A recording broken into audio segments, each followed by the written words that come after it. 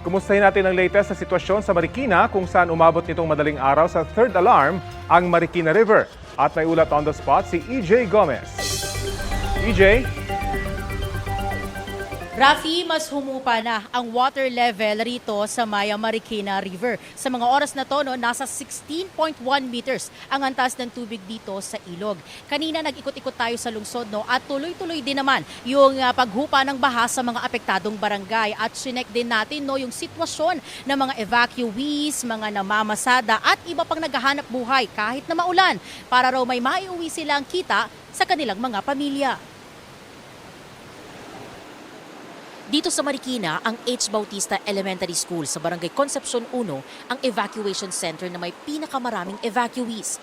Galing sila sa mga low-lying areas o mga kabahayan na pinasok na ng baha.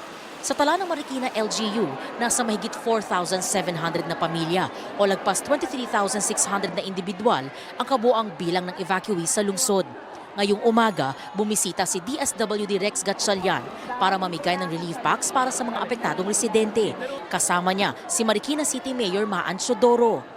We have 500,000 affected families, of which 15,000 are sheltered in evacuation centers.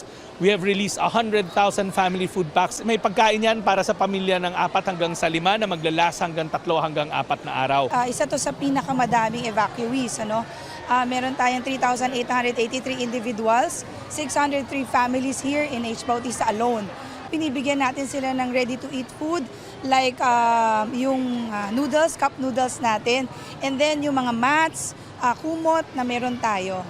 Dahil suspendido ang klase at walang pasok sa trabaho ang ilan, problemado ang mga namamasada dahil nabawasan daw ang kanilang pasahero.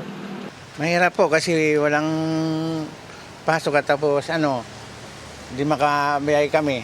Sarado po yung ibang daanan. Kasi malalim ang tubig.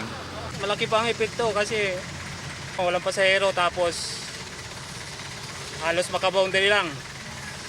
Walang iuwi. Nangangamote rin ang ilang nagtitinda at naghahanap buhay dahil sa kakarampot na kita ngayong maulan.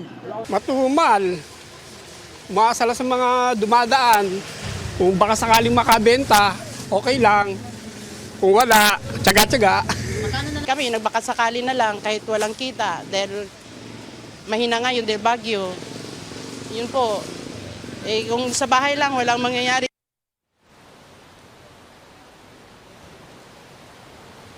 Rafi, bagamat bumaba na sa 16.1 meters ang antas ng tubig dito sa ilog at nasa second alarm na lang itong Marikina City, ay tuloy-tuloy pa rin ang nararanasang ulan dito sa syudad. At kita nyo nga sa aking likuran, talagang malakas pa rin ang agos ng tubig dito sa ilog.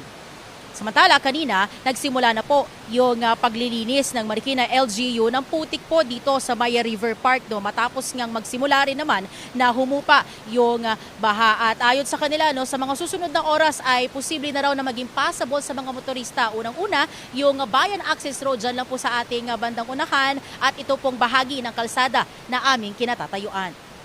Rafi, yan ang latest mula rito sa Marikina City. EJ Gomez para sa GMA Integrated News. Maraming salamat, EJ Gomez.